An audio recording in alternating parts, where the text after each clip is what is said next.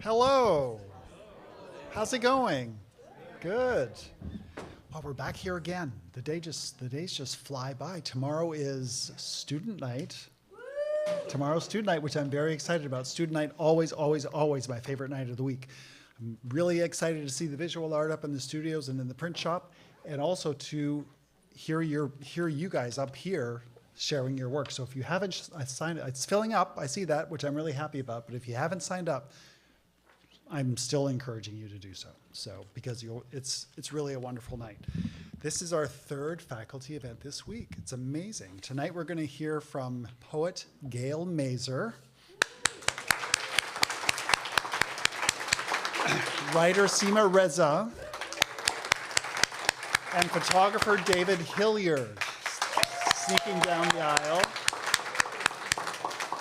Gail and Seema will read from their work, and David will give an artist talk, and then everybody has books tonight, so everybody will be signing books at the back after the event, and their books will be for sale at the back of the room after the event. Also, there are lots more books in the bookstore in between the two halves of the gallery, of the Hudson Walker Gallery over here, with all kinds of books of former fellows, current and former faculty, and that's it. There's lots of books. And also, they're great books.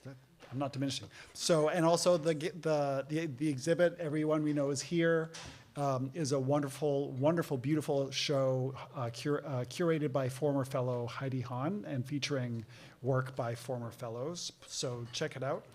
Want to give a big shout out to East End Books for managing our bookstore at the back of the room. Thank you, East End Books. And the restrooms continue to be down the hall.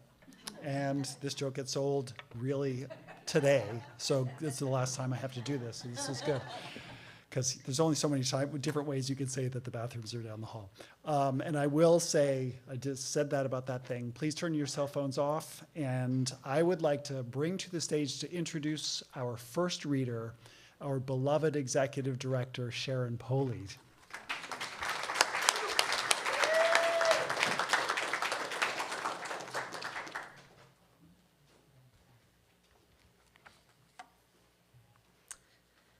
To walk through Provincetown with Gail Mazur is to walk with creative royalty.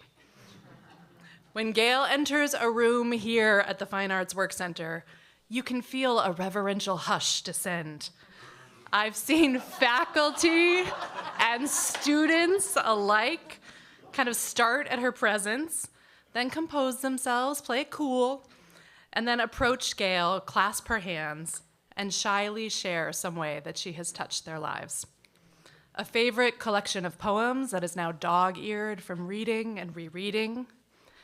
An unforgettable evening at the Blacksmith House Poetry Series. A course with her husband of more than 50 years, Michael Mazur, that changed their work and their practice.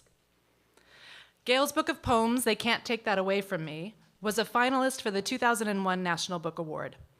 The judge's citation described the work as full of warmth, humor, and a dry-eyed toughness, a superbly personal and civic achievement. In these moments of connections with students and poets and faculty, Gail greets her fellow writers with this characteristic warmth, dry-eyed toughness, and humor. Watching her, I find myself hoping that someday, maybe, I might be as gracious, as present, as generous as she is. Unfailingly, Gail also reveals her sly wit, which you all just saw tonight, with a wry aside that makes me laugh out loud and leaves me smiling for days. The Fine Arts Work Center is a gift given to all of us from an extraordinary group of artists and writers. They dreamed this place into being, and they nurtured its existence through countless acts of service. Among an extraordinary collective of artists, Gail and her late husband, Mike, are themselves extraordinary. They embodied the two halves of the Work Center's whole, the writer and the artist, the poet and the printmaker, and they have given so much to our creative community. Gail chaired Fox Poetry Jury and helped identify countless emerging poets to invite to Provincetown. Come fall, she hiked the dunes with the new fellows, discussing Robert Lowell, with eager young poets on sand trails overlooking Race Point. She's taught in the summer workshop program, I believe, almost since its inception. She's served on our board of directors, as well as our writing committee with Paul Lisicki, a group whose spirited debates are pretty legendary here. If you have the opportunity, I highly encourage you to ask Gail about a poem about the writing committee and these cantankerous conversations written by a fellow writing committee member. I think someone else did that you love and you've shown me. And of course, our print shop is a remarkable testament to Mike's dedication and vision. Gail Mazur is the author of 8 collections of poems, including They Can't Take That Away From Me, finalist for the National Book Award, Zeppo's First Wife, New and Selected Poems, winner of the Massachusetts Book Prize and finalist for the Los Angeles Times Book Award and the Patterson Poetry Prize, and the most recent Land's End New and Selected Poems from University of Chicago Press. Her poems have been widely anthologized, including in several Pushcart Prize anthologies, the Best American Poetry Series, and Robert Pinsky's Essential Pleasures. She has taught widely, including in the graduate programs of Boston University, University of Houston, and Emerson College.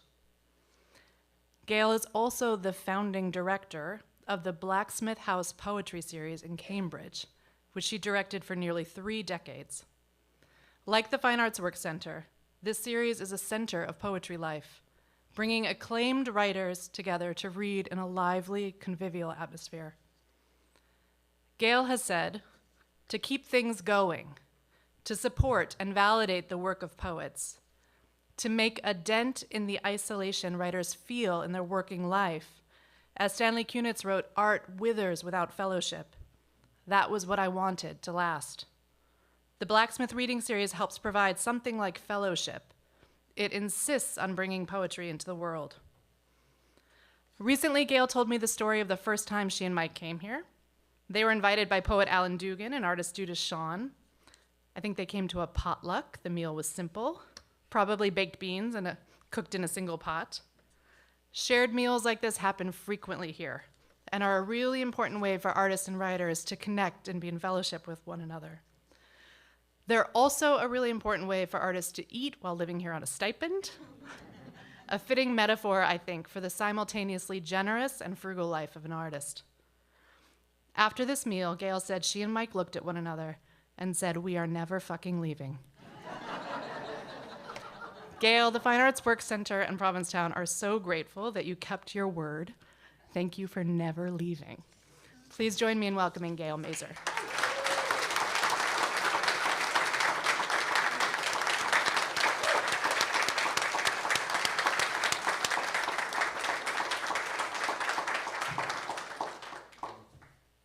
That's an introduction to die for, and I'm going to try not to. That first dinner was sort of famous for me because Judy Shawn brought, I think, broccoli, but nobody else brought anything. And I still said, we're staying. We slept in one of the rooms over there. The fellow had been away, and he had 3 cats, and we ended up, Mike was allergic, sleeping on the floor after our broccoli dinner. But thank you so much, Sharon. I've never had an introduction like that. And I never will again, I'm sure. Unless you invite me back next year. Invite me back last year so you can see how likely that will be.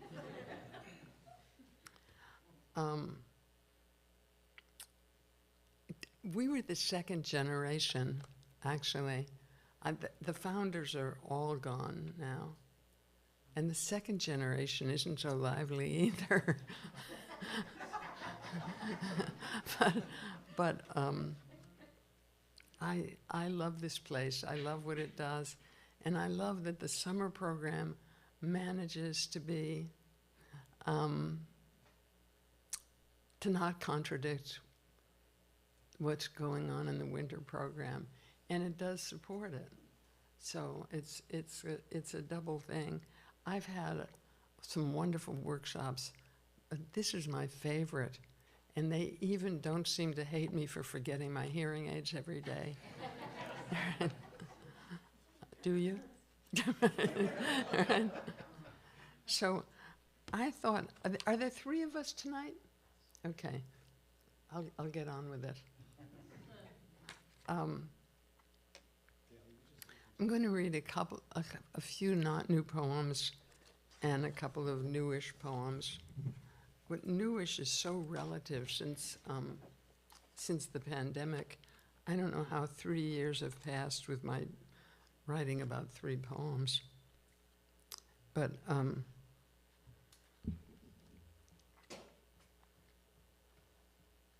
someone asked me if I was going to read Thoreauvian. And I'm happy to, because I'm happy when anyone asks me to read a particular poem.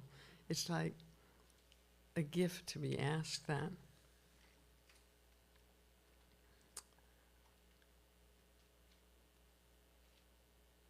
So Thoreauvian is Thoreau and Vian. Thoreauvian. Another eviscerated wren, its sketchy entrails staining the straw rug by my chair, and though I try to scrub the blood away, traces stay.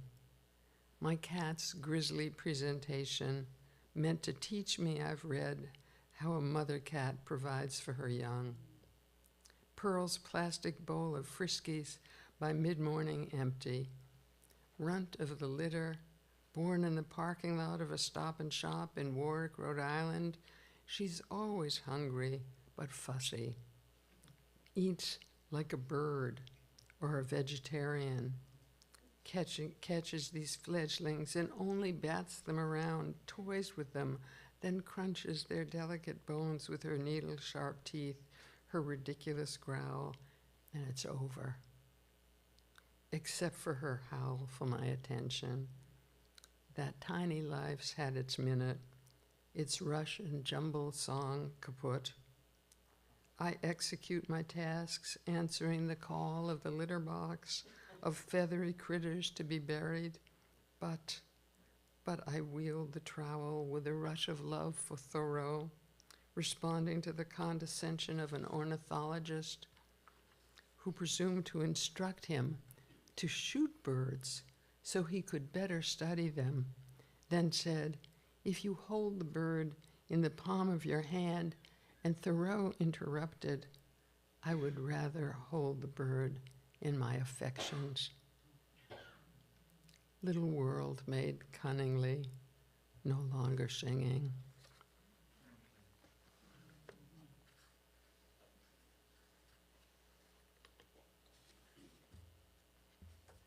And this poem is called Blue Work Shirt. And I don't know if all the artists here, if blue work shirts are part of their wardrobe, but I think it was my husband's wardrobe. Blue work shirt. I go into our bedroom closet with its one blue work shirt, the ruffs frayed, the paint stains a loopy non-narrative of color, of spirit. Now that you are bodiless, and my body no longer the body you knew, it's good to be reminded every morning of the great mess, the brio of art making. On the floor, the splattered clogs you called your Pollock shoes.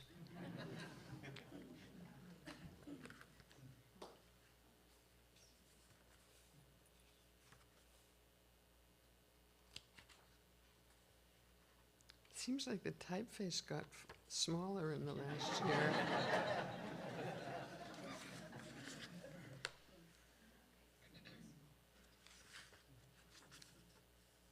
Just give me a moment because I put the wrong page down. Oh, 47. This is called Mount Fuji. And, you know, Mount Fuji was the sort of model for Hokusai's paintings. The great Japanese painter. And this is true, although years later, after I wrote the poem, I looked in the bookcase and the books weren't by Hokusai and Hiroshige, but that was how I remembered it. There was one by Hokusai. Mount Fuji. Hokusai and Hiroshige, my first presents to you, 2 linen-bound books that closed with loop ribbons and faux ivory clasps. Decades later, we gaped at Fuji from a window of Japan Air and gasped together in Narita, a park so immaculate, white rocks gleamed graphic in a river of gravel. Later still, you'd move between the floating worlds of ukiyo-e woodcuts and Chinese landscapes whose surfaces entered you as if it had been faded.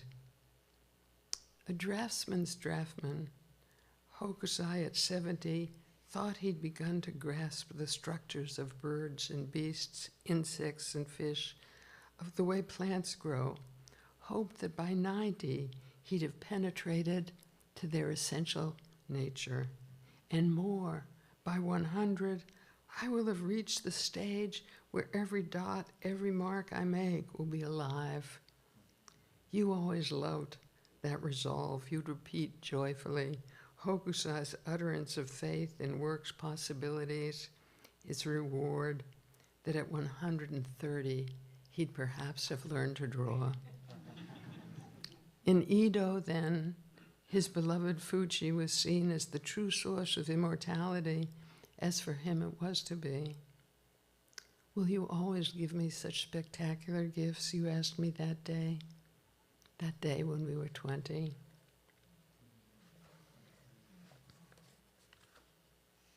From art, I knew nothing when I met Nike, but that changed.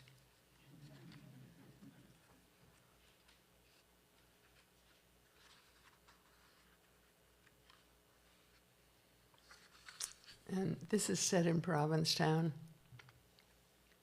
my studio, a garage we called Garagio, 10 by 22 with a peaked roof. You painted the plywood floor sky blue with a long-handled roller from Land's End True Value. With the ceiling fan, a mild breeze always blew, though when the tide was in, the wind would do. My desks, 2 flush doors you painted white on wrought iron stands, solid and true. Homosote walls you painted white too, and 7 small windows, all new, that opened and closed. I hung bamboo shades to block the bay view, distracting for me as it was for you, its marine cliches, its colorful hullabaloos. Then I push-pinned my old poster of Van Gogh's room at Arles, butter yellow, poppy red, cool blues, and a photo of Elvis the Jew. Not really a Jew, but a Shabbos goy, who Saturdays as a nice Memphis boy lit gas pilots for his frum neighbors and opened their flues. When he died, the Rebbitzin broke down and wept. It's true. 3 flea market lamps, 1 bookcase from Staples, brand new, assembly required, asked too much first of me, then of you.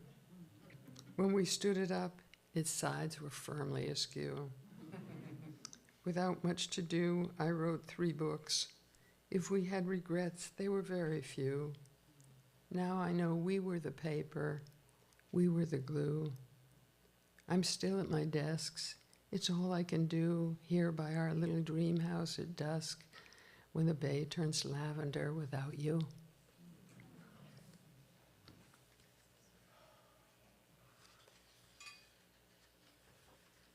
This poem is called Philip Gustin, and he was a friend of Mike's, the great painter Philip Gustin, who was a generation older. And a couple of times he taught in different places in Boston, and they would get together. So this is a conversation when they're going to lunch after Phil Gustin's class. Do some of you know his work? Good. Everything, he said, has a form. Even doubt has a form, he said, walking away from class, the painting students all puzzlement at their easels, left there with a week to wonder. Class over, but he still teaching. On Com Ave, a blue parked truck with bright red lettering. Look at that, he said. Look at that. What they saw, what he saw.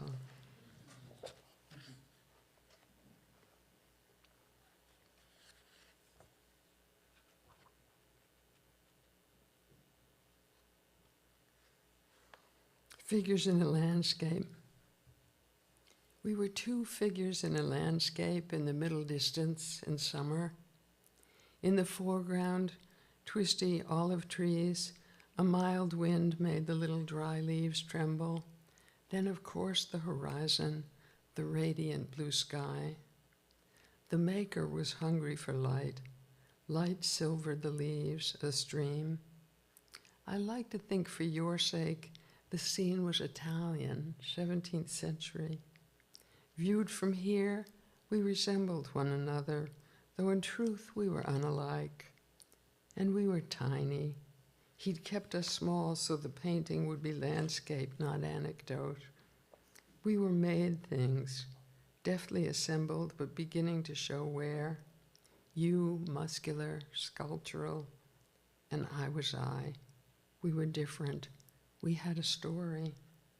On good days, we found comedy in that, pratfalls, and also great sadness.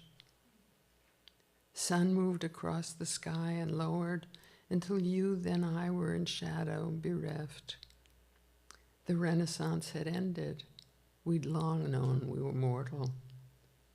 In shadow, I held the wild daisies and cosmos we'd been gathering for the table. Then the sky behind us pinked and inflamed the landscape where we were left to our own reinvention. Two silhouettes who still had places they meant to travel, who were not abstractions. Had you pricked them, they'd have bled, alizarin crimson. I wanted to walk by myself a while, but I'd always been afraid to lose you, and the naked olive groves were hovering as if to surround you. That was the problem. I craved loneliness. I needed the warmth of love. If no one looks at us, do we or don't we disappear? The landscape would survive without us. When you're in it, it's not landscape any more than the horizon's a line you can stand on.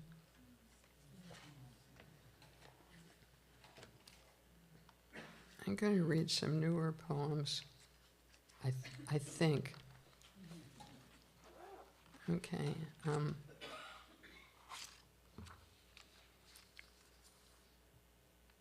going to read a poem about the poet Alan Dugan, who's also a very, very much part of the early decades. That's what I call them now, the early decades of the Work Center. Irascible. There was a group of artists called the Irascibles, but he wasn't one of them. But he should have been. But he was too irascible to be part of a group. And so this quotes him a little bit and talks to him a little bit. Untitled for Alan Dugan. He was on the Work Center's board. He was on the writing committee. He was difficult, but I think he was a good man. You like to think that when you love people. I've got writer's block. Your self-loathing mutter after chemo, writer's block. Bourgeois indulgence of the pampered. Had you finally confronted Coleridge's indefinite, indescribable terror? Months later, I ask if you're working. Yeah, I'm making notes. notes, lifeblood our good days pulse with, work the only of onlys. A lifetime of punishing your body, how you must have loathed it, until the body refused to collude anymore. You were physical wreckage, still your cauterizing intelligence not quite disabled, and you'd never admit despair, only disgust at your own womanish complaint, writer's block. You were kind to the young, to the marginal. Didn't we all think ourselves marginal? Dismissive to the rest of us as we hung, you said so little, on your every caustic word. Some of your poems you titled Untitled. Fuck the indexers, the Ivy academics. Your lack of pretension, was it arrogance? An offering to the god of poetry, or a thumb in his eye? Old iguana, cold-blooded, spiny one, could you have relished the world's disorder but abhorred the world? When a doctor warned drinking would kill you, you'd show up at my house with a six-pack of Caliber, still a tough guy. I knew you were glad to see me, even with no gun in your pocket. Now I recite your lines to myself, still tickled by my own imitation of your gruffness. I'd love to grunt Dugan style. No, style isn't the word. Oh, I got up and went to work and worked and came back home and ate and talked and went to sleep. With its un-Dugan-like volta, love must be the reason for the week. Caustic, graceless, you were a hard man, the least playful except sometimes in your poems. Still, poetry was no game, was it? Art making's a job. The worker shows up for it. Your early days at the diaphragm factory fit your adamant refusal of the romantic. Above your desk when you died, he lived in Truro. Above your desk when you died, shelves of drafts unfinished and finished poems, each in its own faded brown envelope. Have they been forgotten, lost, shredded? Poems so singular, so unaccommodating, writers I know would kill to steal them. Says this next one is too sweet to come after that. Here's one of mine that isn't that sweet. It's called Nobody Fucks With Me. And it's true. For a few years we lived on 20th Street and Broadway in Manhattan when it was still not gentrified, so we say. It had been actually a 19th century Lord and Taylor, but now it had prostitutes on the second floor and some kind of wholesale novelties on the first floor that were covered with dust, all of them, and then two artist loft. It was great. Nobody fucks with me. Lower Broadway's midnight 50 years ago, rattling boom of trucks cannoning over iron plates. In our illegal loft, the studio's gone quiet. In the loft, our children sleeping. The 19th century Lord and Taylor building, elegant a century before, on the Ladies' Mile. Then wholesale novelties, artist lofts, basement shuls, our pornographer landlord. 20-foot high ceilings at the edge of the garment district. I'd lie awake waiting to hear the basso profundo boom up Lower Broadway's canyon, vibrating in the homely dark to a deep-voiced stranger whose defiant mantra was part protest, part proclamation. Every night, come to lead me, his roar reverberating up the cast iron block. Roar I wanted to bellow, to belt out with him. Nobody fucks with me. Nobody fucks with me. Wasn't that why I chose to do what I chose to do? And with luck, keep choosing, trying to make what I need to make, to find the way, to do it on my own. And if nobody hears it, if nobody cares, well, whatever comes of it, at least nobody fucks with me. I think that's a poet's poem, because the subtitle would be "Nobody Gives a Shit." And this is a Provincetown poem, and it alludes to a character whose stage name was Musty Chiffon down here, who was an entertainer. The self in search of the sublime. I could just close the windows when the tidal breeze flaps the shades. I could go on working, but those blue shades are so lively. I could, but I'm hoarding up something. My mind's a small bin of torpor. If I clap, my keyboard's untapped wordage might erupt into a thesaurus, something I could have played at, but my hands weren't ready. Their opposable thumbs, too twiddly to come to nothing. Oh, they fidgeted by my sides, nervish and ligamenty. I've never read this before. Nervish and ligamenty, their opposable thumbs, too twiddly to come to nothing. It's summer. There's a delicious fruition in the air. The screen doors open to a seemly ripeness. I could have stretched my spine a little, shimmied some, twirled a hand in a nice flourish Musty Chiffon showed me last night at Vixen.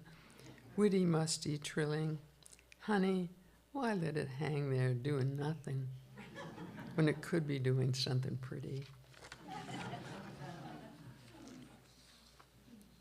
And I think my time must be nearly up. Two more. The flea. The flea, if you're used to being around here, refers to the flea market in Wellfleet, which has a great long tradition. And here it is. The flea. That's what the year-rounders call it, rummaging through tools or bric-a-brac, then gossiping all day at their tables in the blistering sun, their faded beach umbrellas barely shading the tarmac. This is what my mother did in New Hampshire, Sunday after widowed Sunday into her 80s. Up at dawn, her wagon packed the night before. By noon, willing to mark down anything, not to have to rewrap and pack the whole kit and caboodle for the sticky 100-mile ride home. Today, I pick up a teapot, white with a smattering of pink and black and aqua stars, its flawed glaze a reject from the start, its jaunty asterisks, its modern form, manufactured in Syracuse in the 50s, pleases me. 7 starry cups and 5 chipped star-studded dinner plates, ordinary optimistic dishes, probably used by one Cape Cod family for decades, only dings and cracks now to tell their homely provenance, their good usage, and keep the price down. Not starstruck, my mother would have felt the edges' roughness with her thumb and found them wanting. It wouldn't have been the chips. She treasured her miniatures, her broken minis. These just weren't her thing. But like a ninny, I can make something of this, can't I? I buy the lot in her magpie memory, wrapped in old globes, for what a cappuccino would cost, or a Parisian mystery. This is the last poem I'll read. poems. I've never read this before. I've made them, and like children, they stopped being mine. But what were they made of? Not flesh, not sinew, not blood, though they've lived here with me, sometimes docile, sometimes belligerent, even weeks after I've sent them away. Just look, I can put my left hand on one. Not innards, nor bone, no fur, not clear glass, though they do ask to be polished. They want to shine. Always near me, of me. Yet for how long? When will they sneak off to separate lives, to live on their own, hungry or sated? Oh, who do they think they are? Without me, where could they be going? Thank you.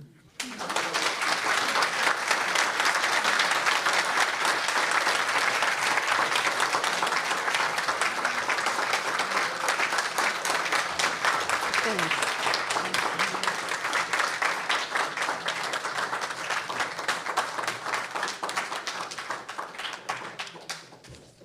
Oh, let's give Gail another big round of applause. Gail Mazur.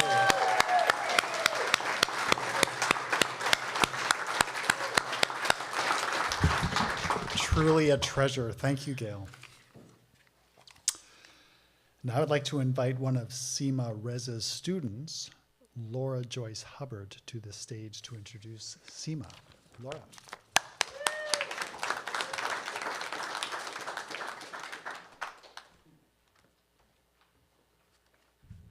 Shorty.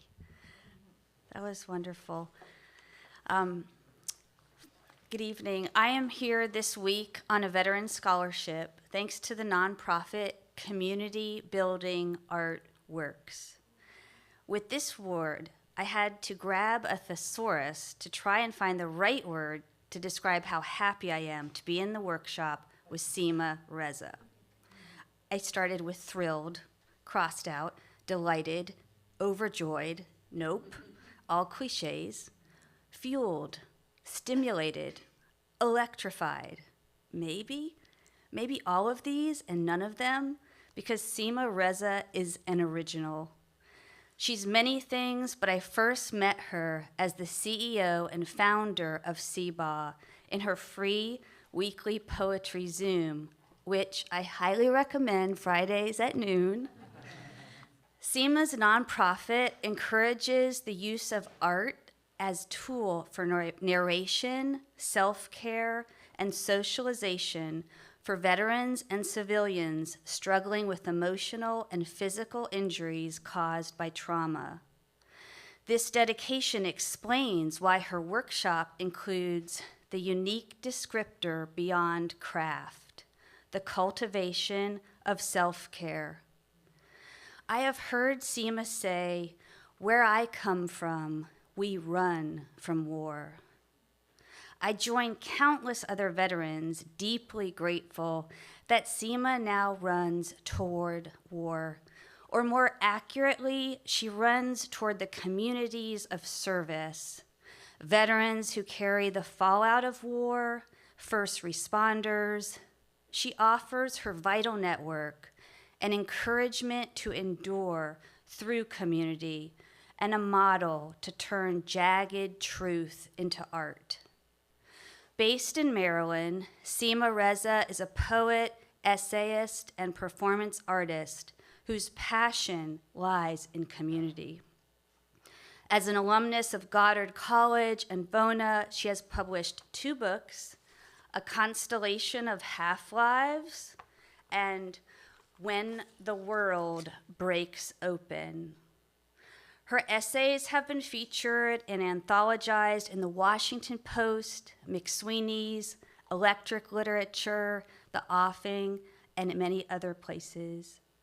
Her work with service members and veterans has earned her a Colonel John Joya Patriot Award by the USO of Metropolitan Washington, Baltimore. Of her work and life in poetry, Susanna Sonnenberg has declared, "Seema is an incandescent oracle, fighter, and writer, One cannot overstate the importance of her shining poetry. Seema's creative work reckons with impermanence, all while she marks a path. No, she is more a bushwhacker, creating permanent trails that connect community.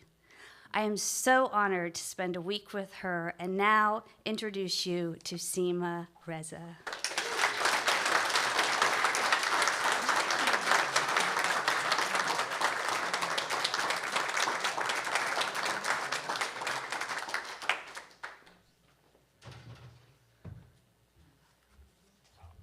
You really upped the game on introductions around here.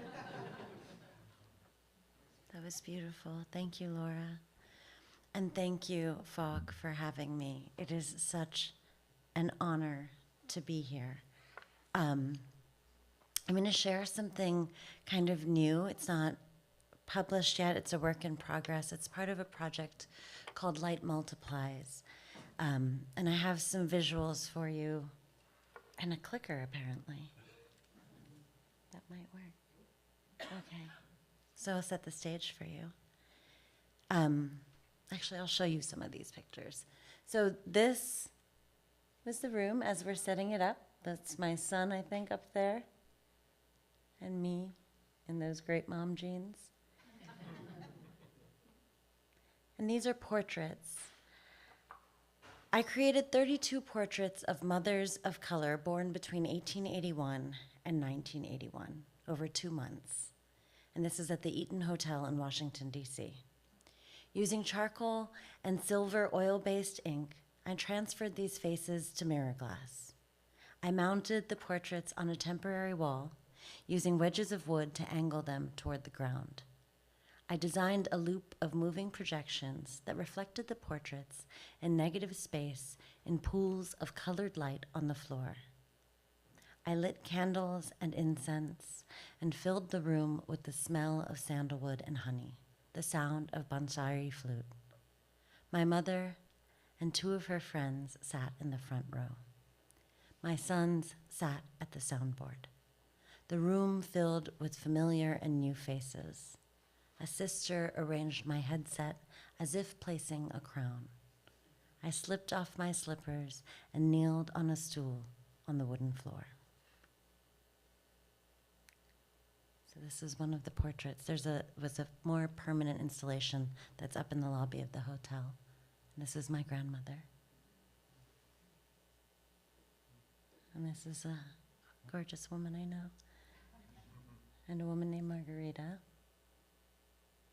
And that's me and my mom. And this is what the room looked like.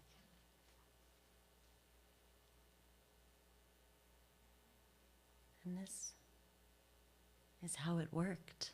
I didn't know it would work. So now I'll read. In African elephant and certain whale populations, the age and health of the oldest matriarch is the greatest indicator of the success of the youngest in the herd. Our healing, or failure to heal, will directly impact the health of the generations that follow. At the end of 2022, my mother fell in her Virginia condo. Days later, hearing her mother was ill, she rushed to Dhaka, only realizing she'd broken a bone in her back after Nani was stabilized. Nani is my grandmother. I flew to Bangladesh to bring Amma home for treatment and to help pack up Nani's small flat to prepare her to be moved in with my youngest aunt. The mood was one of desperation.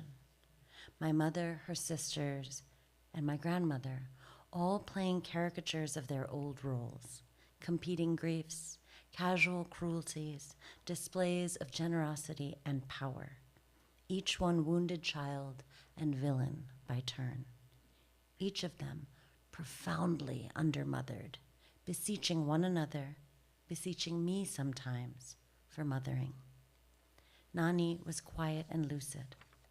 Now bedridden, she did the daily star crossword every morning and made little conversation. Aside from her physical therapist, she had few visitors and complained bitterly about being alive. One morning, she asked for my book of poetry, which I'd brought her on a previous trip. For hours, she sat between the rails of her hospital bed reading it, then called me in. "I wish I'd met you sooner," she said. "You were there when I was born." "No. I wish you had been there when I was young. You could have helped me tell my story." In 2017, Nani had asked me directly to help her heal. "What do you do for the soldiers?" she asked me. I told her I help people find the words for the things that are choking them from the inside. "Do it with me," she said. Over the course of several mornings, through a series of writing exercises, she told me of her sexual abuse at the hands of my biological grandfather, who she married at 16. Her subsequent divorce was prompted by a fear he would assault their daughters. Ashamed and implicated, she held her silence.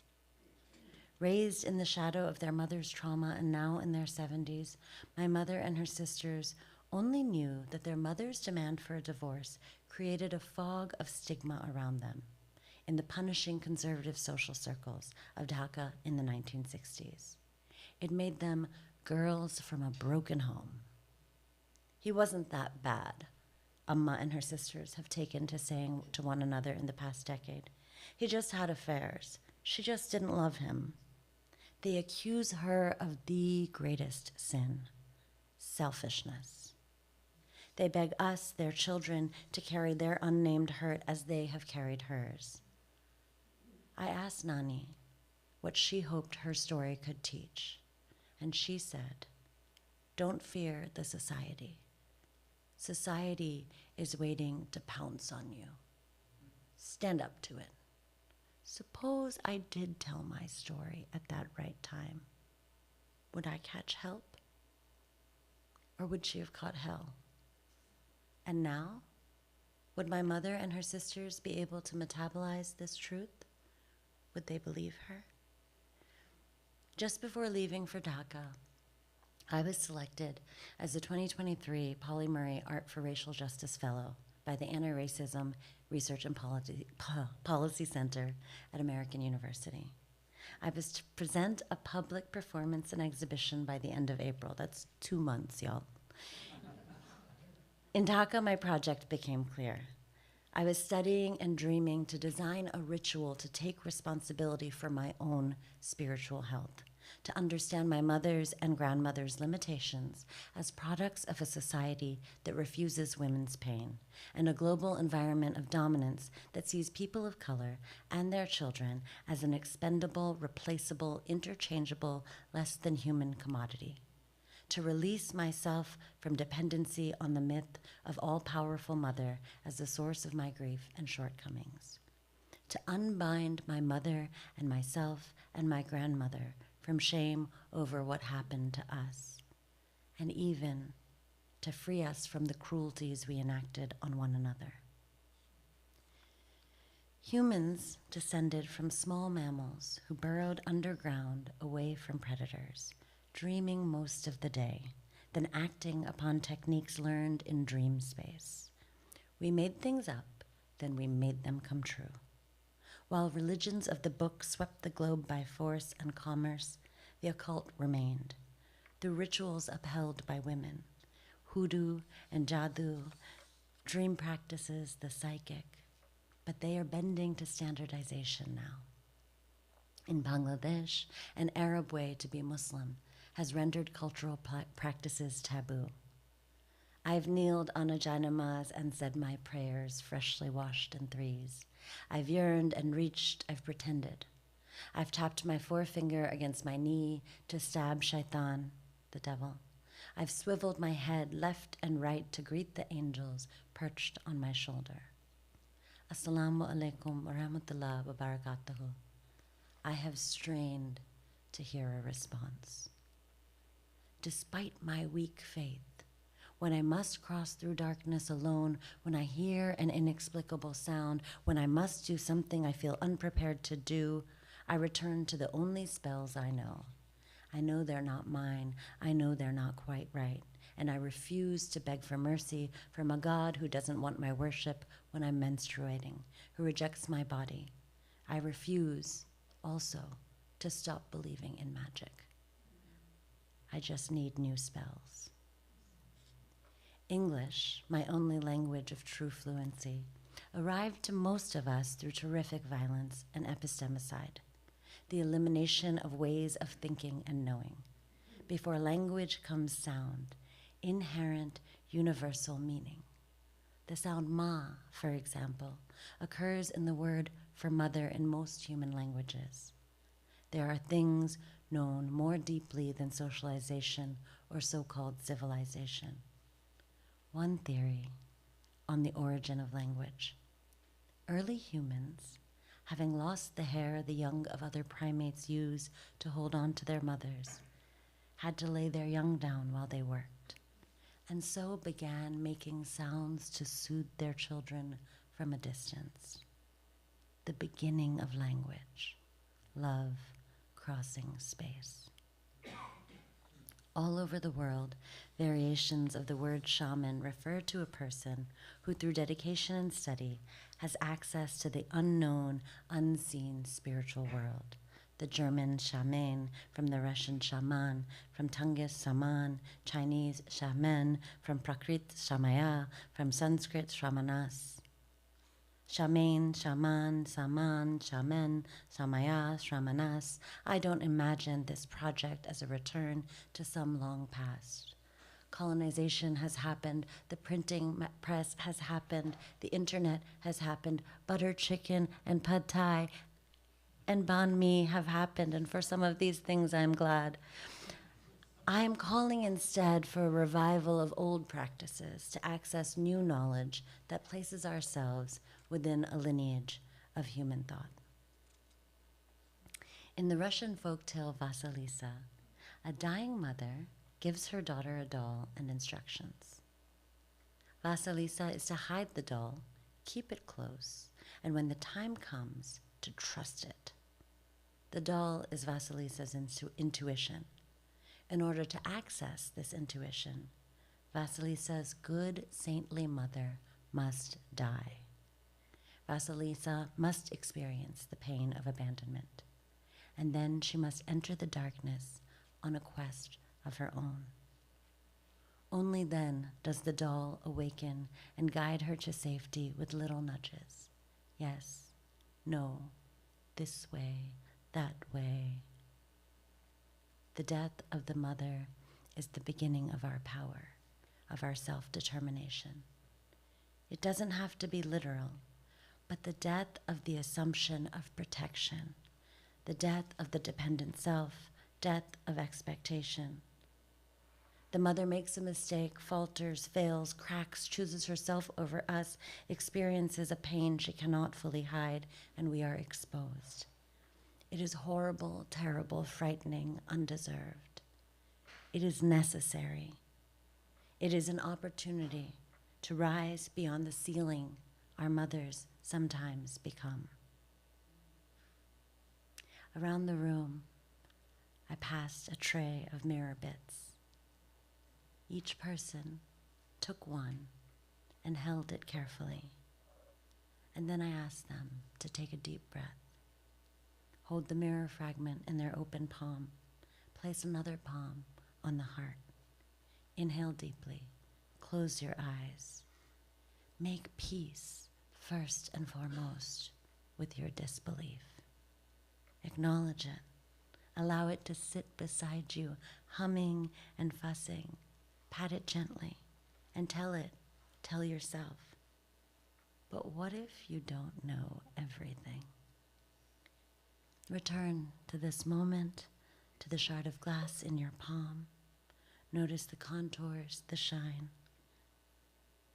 I ask them to close their eyes and try to picture the mirror fragment in their palm. Imagine your mother, whoever that was. Tap your chest gently with your forefinger.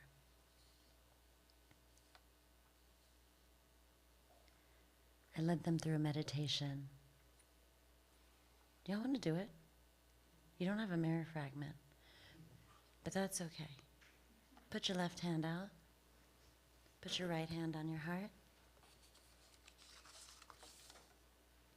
Close your eyes and imagine that piece of light.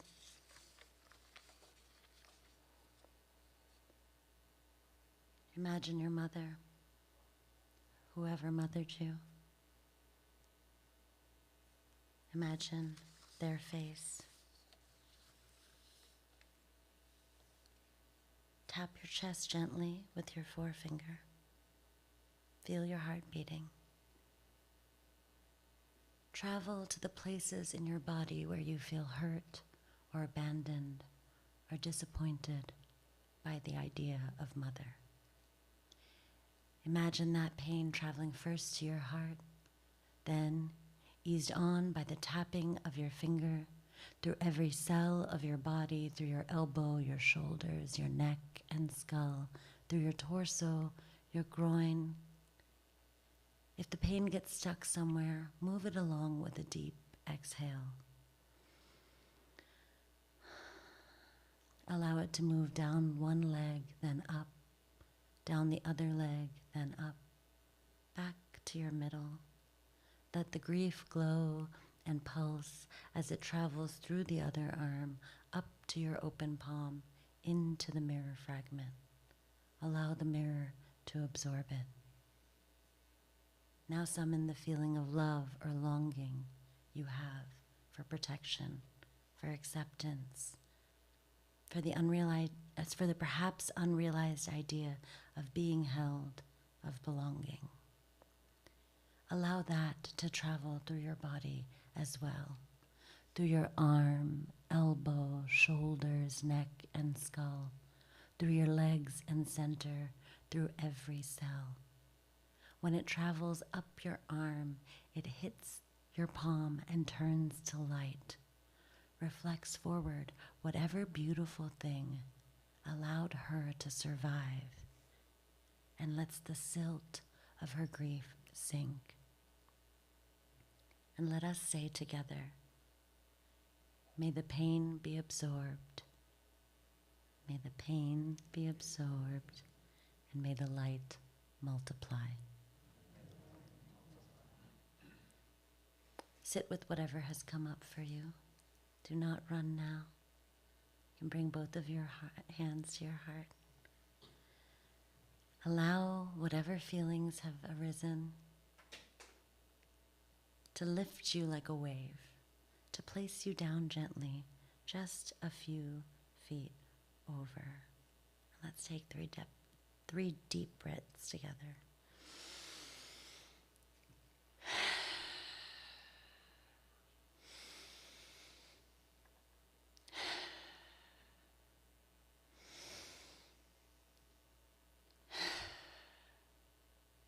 When the rains are strong enough, the water floods the delta. A river can reverse its course, can flow upstream. Let us become an abundant rain.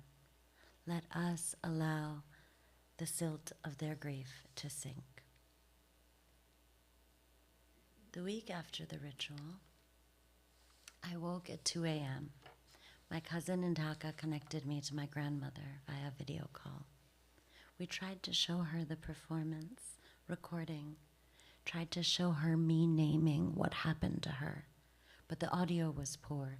So instead, I sent her the text and she read it on the phone, her thick lenses and big eyes moving on my screen as though I were standing behind the words. And when she finished, she said, "I don't feel any shame. I feel catharsis. I feel relief. I can't believe you had the courage to do this." We had the courage to do this, I corrected. But here's the thing. My mother and her sisters still don't quite believe my grandmother. There's nothing I can do about that. But my sons, they do. Thank you.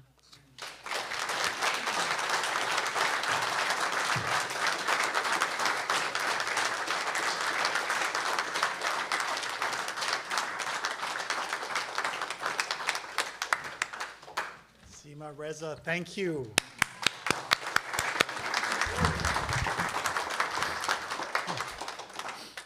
That was something.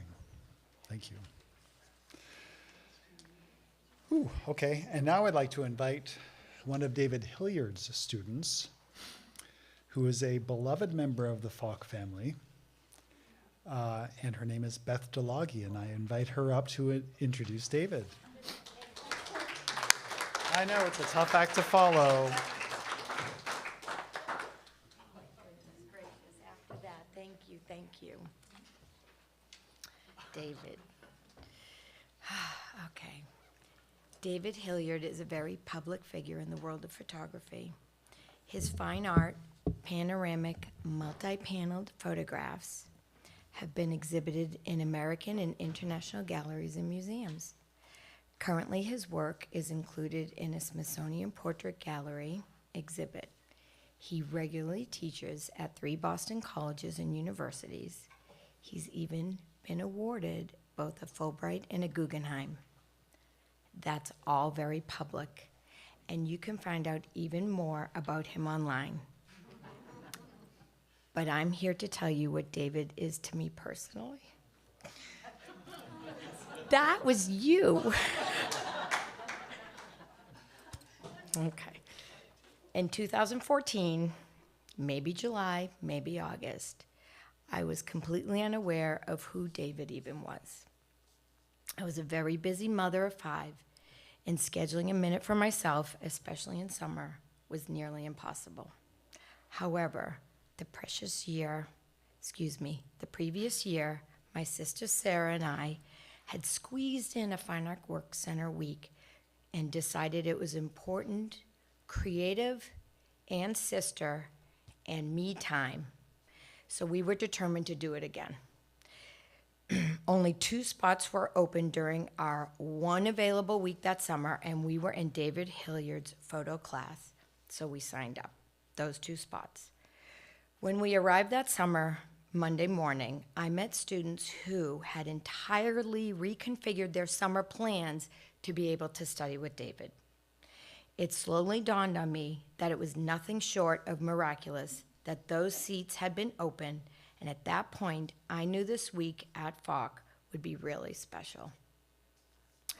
I didn't know the difference between f2.8 and f11 on the camera. I do now. But once I saw his photos, I knew how they made me feel. And I thought, how does he evoke emotion like that? And that was what I wanted to learn. David called our class, students, Deborah, Diane, David, Henry, Charlie, Rick, Mark, Bruce, Sarah, and me, his precious baskets of kittens that week. We kittens ran through the streets of P-Town, attached at the hip, some of us literally shooting from the hip as we created a long-lasting bond that David nurtured. He not only saw something special in us as a collective, but also encouraged us as individuals to bring our very best to class each day. David taught us to trust our guts and take photos of anything and everything, and then retake, and retake, and retake again. He challenged us to make portraits of strangers. I couldn't imagine doing it, but then I did. He not only saw something special in us as a collective, but also challenged us as individuals to bring our very best to class each day. That week, David taught us to make photographs that told a story, that evoked emotion, that brought me to tears. I cried in his class, and truth be told, I'll probably cry this year as well, and I have cried, maybe once or twice. I wrote this before class.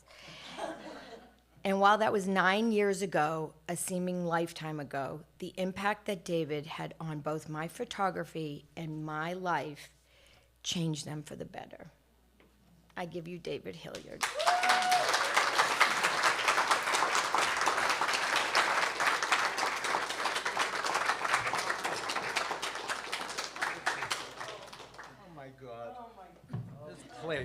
place. Hi, everyone. Beth, thank you so much. Thank you, everyone. It's really great to be here. It's really tough to follow writers. But I say this every time, but photography, we need darkness. So I go last. And I don't have any meditation involved. I mean, it's like, oh man. So thank you for the introduction. It is so great to be here. I love coming here, and I'm kidding about it. It's actually humbling and amazing to work with writers. It keeps us all on point. And we actually had, Seema and I, we had a great crossover assignment between our sections today, which I just love when we do that. So that was fun. And I know we don't have a ton of time, so I'm gonna jump in. So I'm going to try to show two bodies of work today, kind of briefly.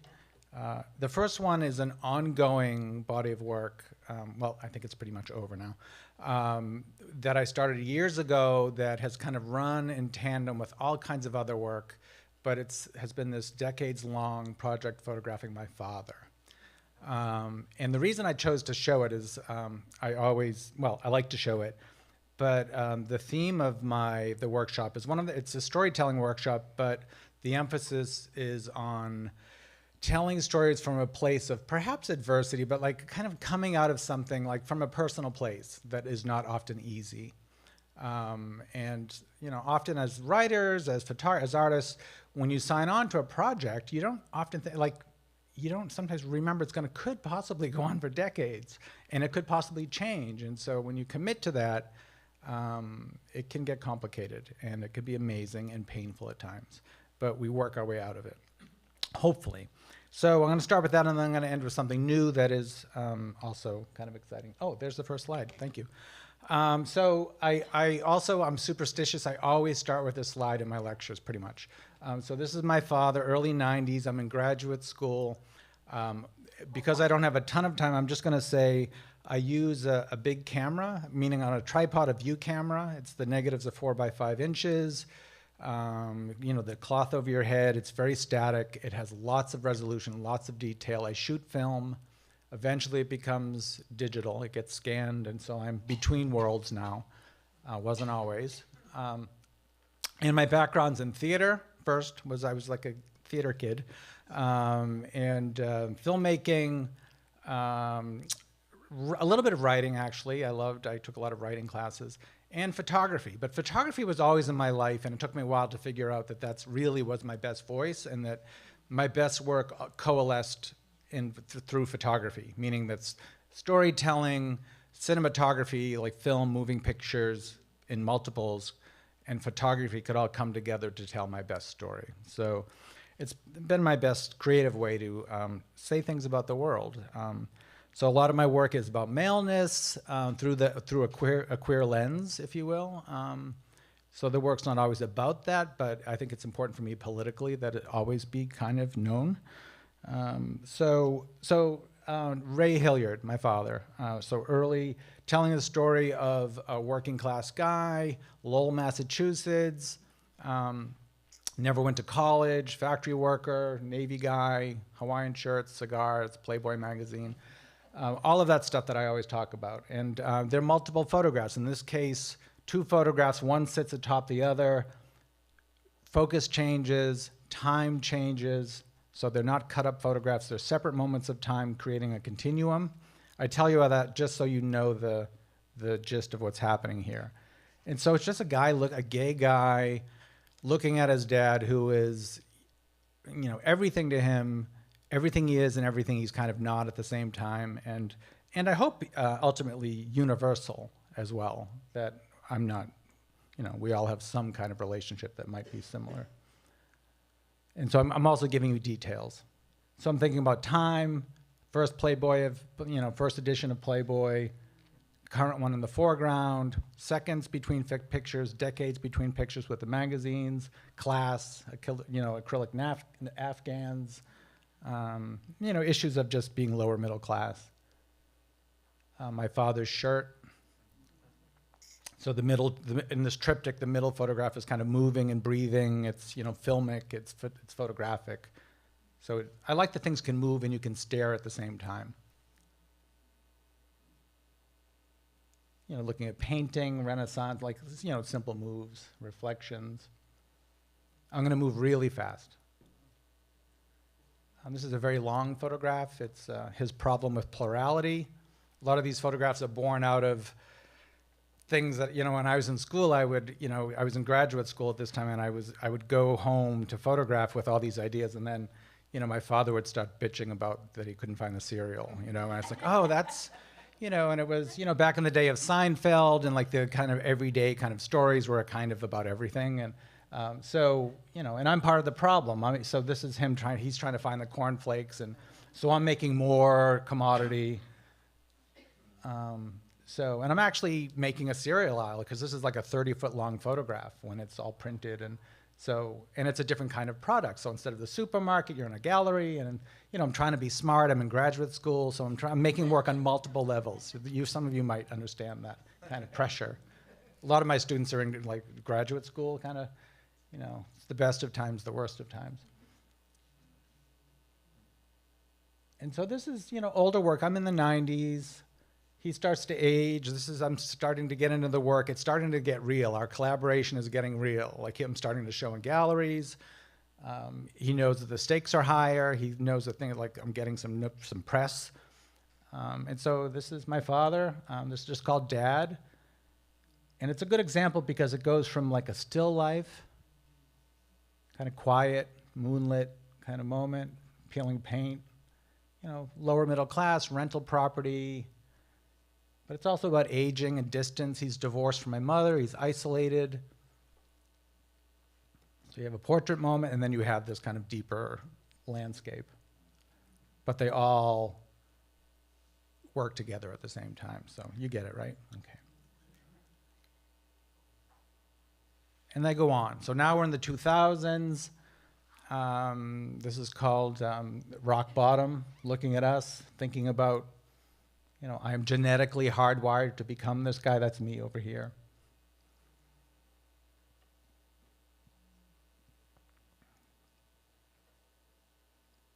We're connected, but the distance between us. This is all the things I'm thinking about. I'm just sharing what is in my mind.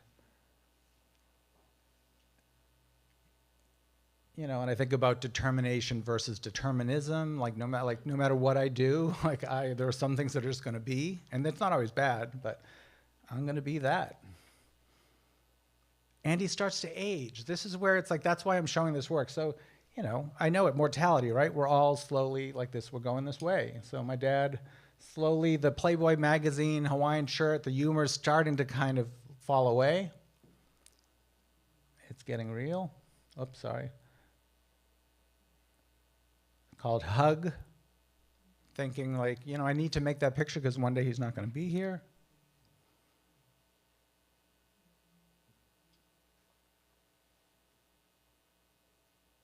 Absence.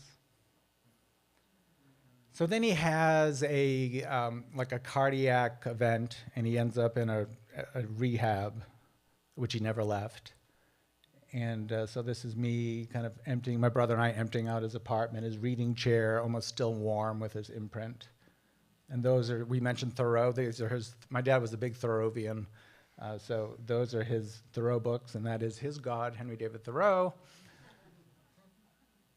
My dad was a devout atheist, so my notions of higher power have been like rocked because of this. And my mother's an evangelical born again Christian. So it's just like, it's all, I'm a mess. And so this is called Crib Notes. So he ends up going into a nursing home. My brother and I discover that he has dementia even before the nursing home realized it because he was repeating himself all the time, certain things. And then I found his cheat sheet. So that was everything that he was always talking about, versions of it. So I found that he was a very proud guy, and that's what he was hiding. I love it. And it's really kind of, it says below Crib Notes, it says sans means without, parentheses, French. My dad never finished high school, obviously never went to college. He was the smartest guy. He was so talented. Look at his penmanship. He was self-taught. He was a world traveler through books. never really left Massachusetts very often. He went to southern New Hampshire once in a while. He was in the Navy, and he jokes. He said, "Well, I kept the shores of Times Square safe." You know, he never saw any battle. He was a bad Navy guy.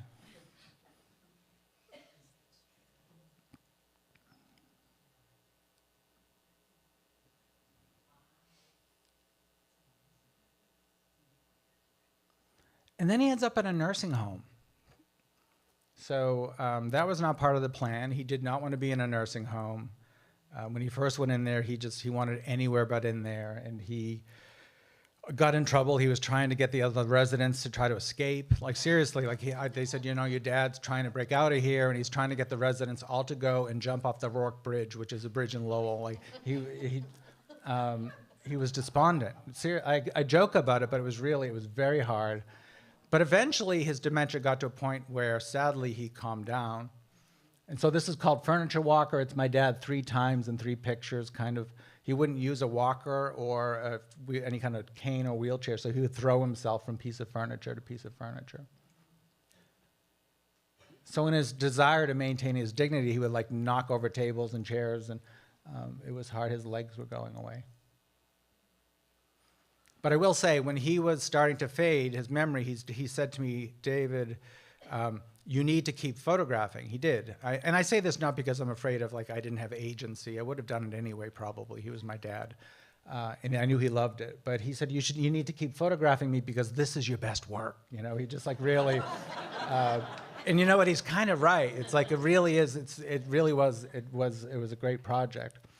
So he got to be Mardi Gras King. This is a reenactment. He kept it a secret from me. I actually found out through the activities director they had won, and he didn't want me to know, or my brother to know, because he was afraid we wouldn't come visit him anymore. But he was actually enjoying the nursing home, and that's Betty. They both had dementia. They're starting to have that look. There was permission involved with Betty's family, but you know, they were safe, and that's how it was. But this was my project, right? Like, I never, back within those days with the Playboy magazines, and you know, I never thought about this.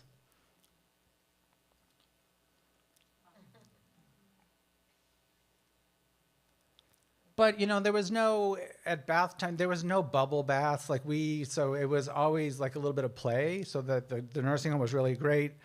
They would work with me because I'm using a lot of camera equipment, I'm using lighting, and we're sudsing up. They all loved it. Like, it's, you know, because imagine you work in a nursing home, it's, you know, it's maybe a photo shoot could be entertaining. So it was a push for both of us. And my dad, the atheist, when he was losing his memory, he was raised Catholic. He asked me for rosary beads, which was really, and he wanted it to be a secret. Don't tell your brother, don't tell, you know, so I think he was hedging his bets, you know, kind of.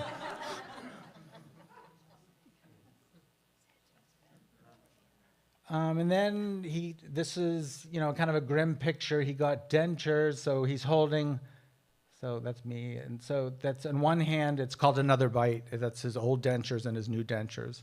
So the reason I show this picture is a week later, my dad, COVID hits. So you know where this is going. So my dad, along with 19 residents, you know, I don't usually, yeah, I'm getting better at not getting upset. You know, so they all went, and some of the workers, like, it was really bad. It was in Chelmsford, Massachusetts. It kind of took out the place. So I'm showing this for my students because, like, this was a hard project. So this is, as somebody mentioned, at the Smithsonian now. They're having this big portrait show, and they chose this picture of my father's remains as a portrait of a pandemic. And my dad never wanted to be cremated. He wanted to be embalmed, and we had it all planned. He was going to be in a casket. He was going to have Walden, the book, in his pocket. It was going to be a photo shoot. I didn't really want to make it, but I thought, well, it might be good. But instead, he gets cremated, and my brother and I, we find him a container that looks, and we couldn't bury anybody, you know, because people couldn't gather. So I was left with these remains for a long time. And so I took them around and photographed them. So it became a different kind of grieving that in the end was much more poetic, much more healing. And that's what it was. And so this went on for a while. I would like put him in the front seat, like seatbelt around it, and we would travel around, and there were all the places that he loved. And I got this little table that is a hybrid of 2 different types of tables. And this is all around New England.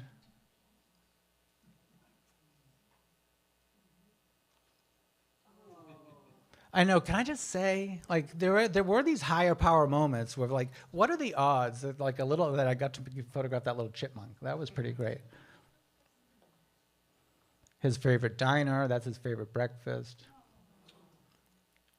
I had an assistant. For those in my class, it was my buddy Smith, who they met, a photographer. He distracted the waitress, and, like, I put my father's remains on the counter. My dad would have loved it. He's like, yeah, that's great. Fuck them. You know, so it's like, and so that's, you know, eggs with potatoes.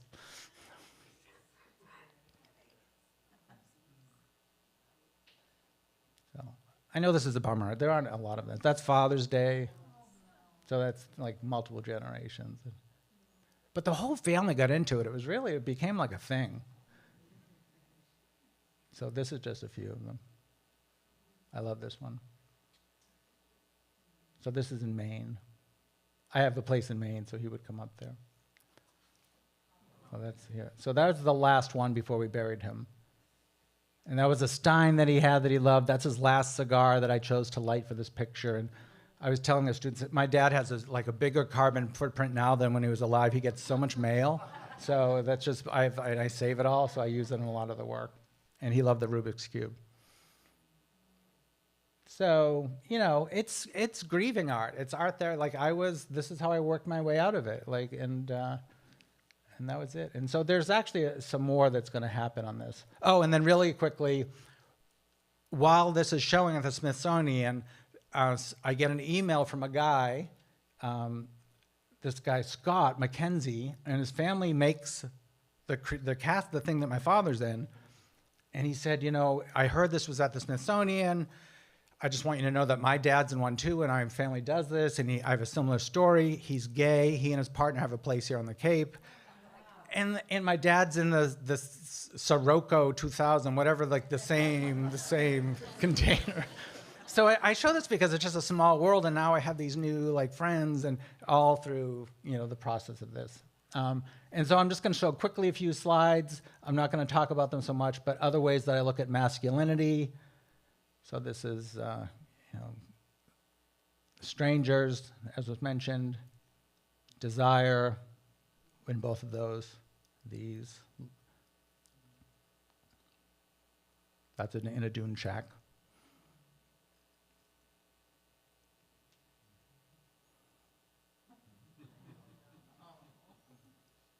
Lots of fathers and sons. That's here in town. That's from a different project. You know, a lot about, you know, coming of age, awkward teenage years. So there's lots of stories about, you know, coming of age, rites of passage, sexual identities. And queerness, you know, my life.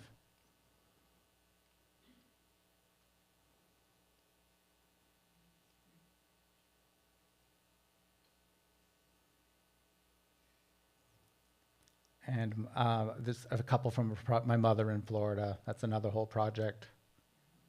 And her world with her third husband.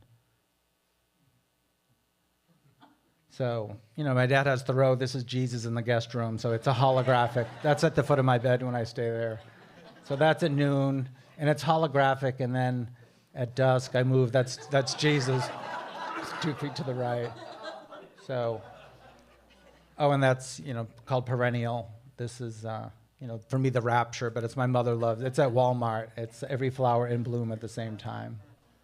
So that's the gist of that project. But what I want to go out on, and I have, it looks like about 5 minutes, is I have a body of work I've made here on the Cape over the past year or so at the Mary Heaton Vorse House. Some of you know where this is, where the Provincetown Art Society is.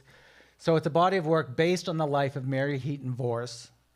very historic figure, freedom fighter, early 1900s, late 1800s, early 1900s, novelist, journalist, fighting for suffrage, women's rights, immigrant rights, labor, fairness, and wrote beautiful novels, which if there were more time, we could talk about her writing.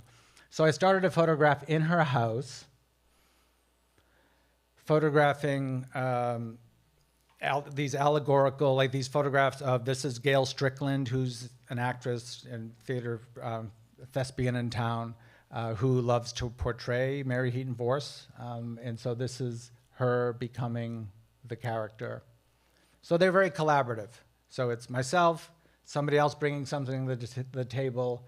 It's the skin of the house. It's Mary Heaton Vorse. It's designer Ken Fulk, who owns the house, and finding the best light. And so it's very different than the first work, but it's been very freeing and very fun.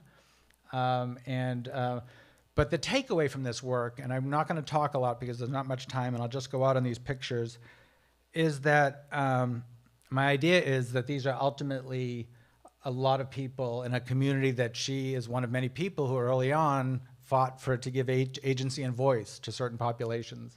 So this is kind of to honor her, this project. So I like to think these are people that she would like to have dinner with. That's Amy Arbus, the photographer. So it's also about a lot of the people in the town, people that I know. So there's a show there now of this work, along with Salvador Del Deo, James Everett Stanley, Karen Ohala. There's a lot of people. This artist, Judy Haberl.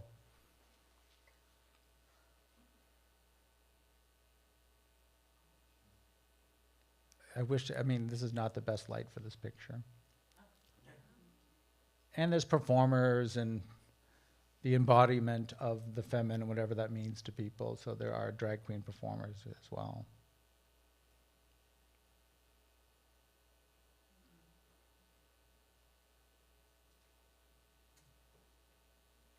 So there's kind of surrealist but all drawn from families in the area.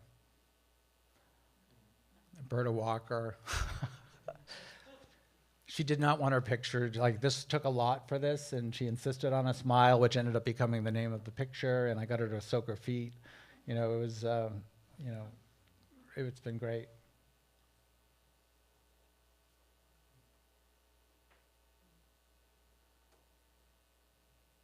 And then in and around the house,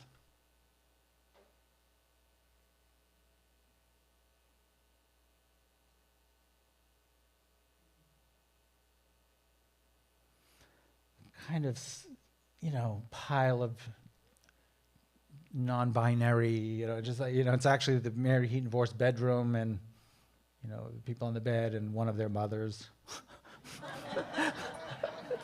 Mary Heaton Vorse.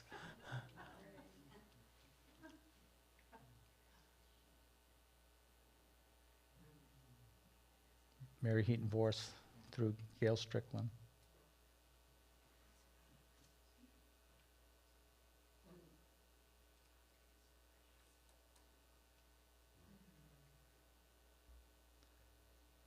Ingrid.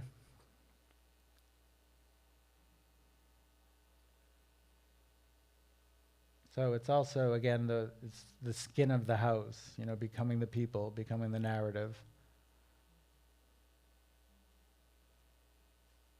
Mary.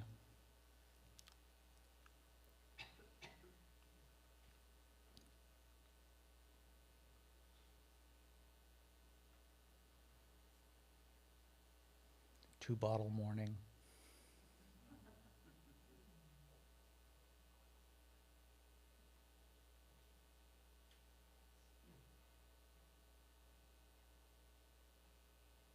Amy again.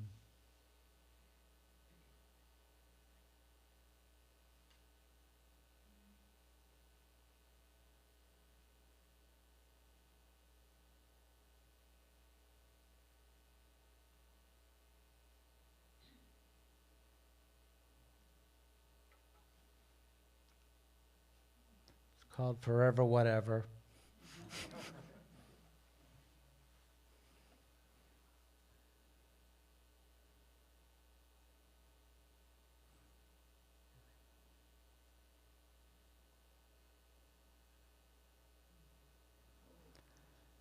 And then a little nod to my father. This is, you know, a Thoreauvian moment. It's like if I had 3 chairs in my house, so it's like one for solitude, one for company, and one for and 2 for company, 3 for society. Kind of. I mean, this is what I'm thinking about. He's always on my mind.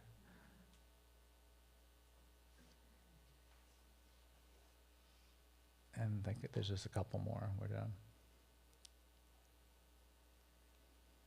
Oops, sorry.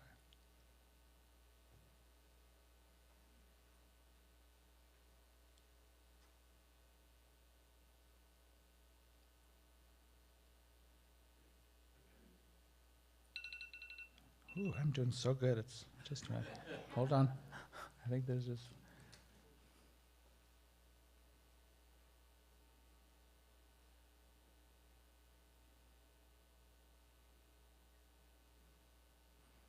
Called the package distracted. I couldn't get them all on the same page, so I said, everyone just look in different directions. Except for this guy, the son, one of the sons. But it felt good for me to make it, because P-Town has been such a part of my life for so many years, to kind of make something that was really community-based.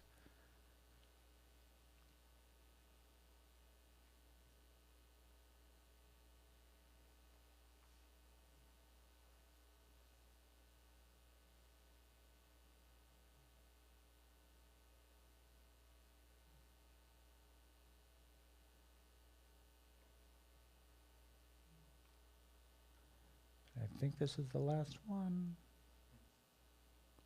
So it's Afterglow, or what I often call. I think I should have called it Gay Dirt. It's glitter post Mardi Gras, but like in a cowboy kind of way.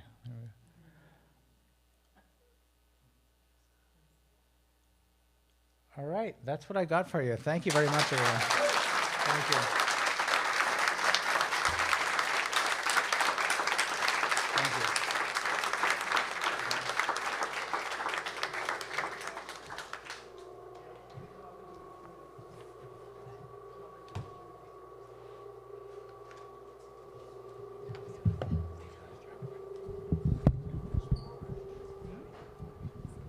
We're gonna have a Q&A, just a Q&A.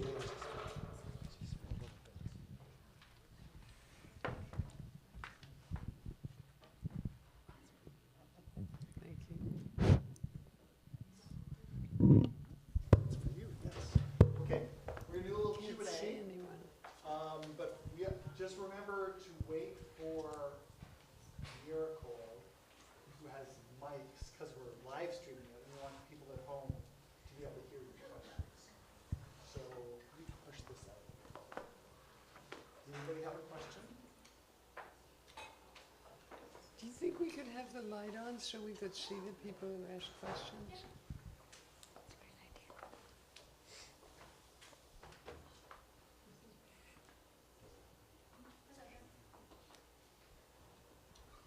Any questions? Yeah. Just wait one second. I had a question of you, which is some of the photographs almost look as if they were taken but cut in half. Did you do that, or were they 2 separate photographs? No, they're all separate photographs. They're Okay. completely separate, different moments of time. The focus changes. So so there were diptychs, triptychs, and so Thank you. yes, you're welcome. More questions?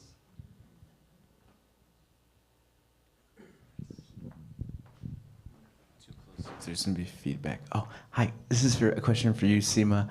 I'm really interested in how your practice includes both like the embodied ritual and then the writing, but also the teaching. Like I feel like there's an element of the community of the classroom being involved, and the art kind of extends beyond the page, right? Like it requires that other person and those people.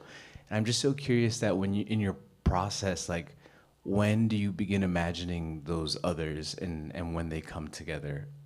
or when we write a poem, we kind of do that in solitude and on our own.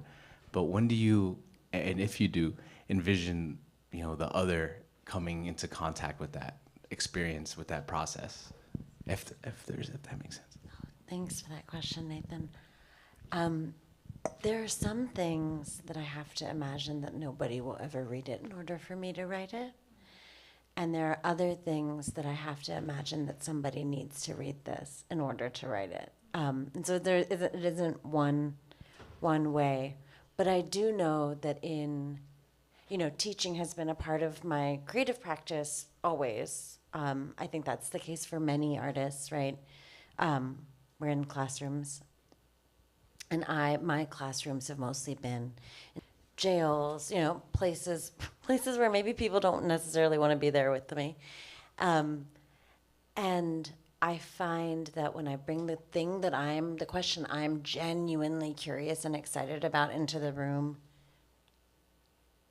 it excites the students or the people writing with me, and I get clearer on the work. So it's very much been an exchange always, this practice of, I've been, sometimes I lament that I'm like not walking around the same pond on Cape Cod like some of the poets that I love, but I think that it's also been a really great gift for me to be be in the room with people for whom art is saving their lives.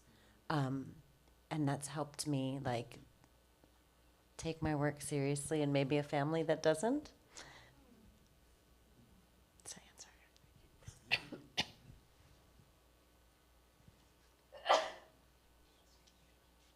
Any other questions?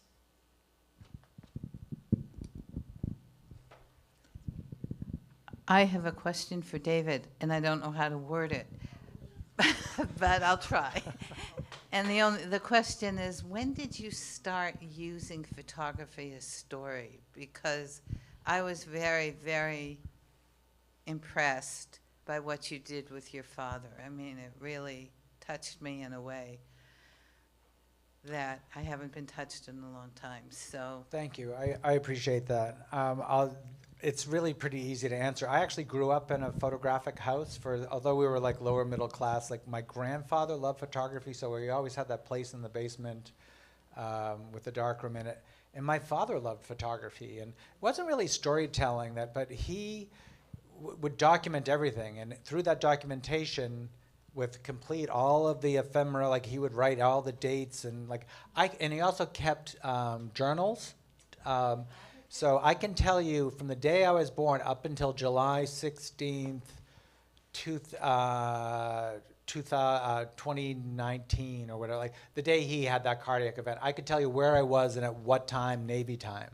My brother as well. He watched our every step. And so it wasn't necessarily storytelling once upon a time, but it was a kind of vigilance that because of that it had a narrative. We always knew where we were. And I think when that happened, and so I think I just picked up the kind of, he passed the gauntlet to me. So when I started photographing, I wasn't doing the same thing, but I was interested in keeping that timeline. Storytelling, I think it was just, plus I just loved it. I loved theater. It was already there, but I think it was fueled by the act of my father always documenting and telling the story of the whereabouts of the family. So I like to think that I kind of picked up where he left off in a sense. that's amazing that your working class father did that. I come from working class too. Yeah, he was pretty remarkable. I mean, our parents are all, if we're lucky, they did okay, But my dad was great. Thank you. I don't know if that answers that's what it was kind of for me an easy answer. Thank you.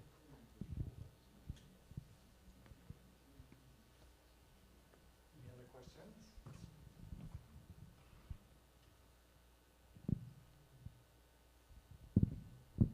Well, then let's say thank you to our panelists.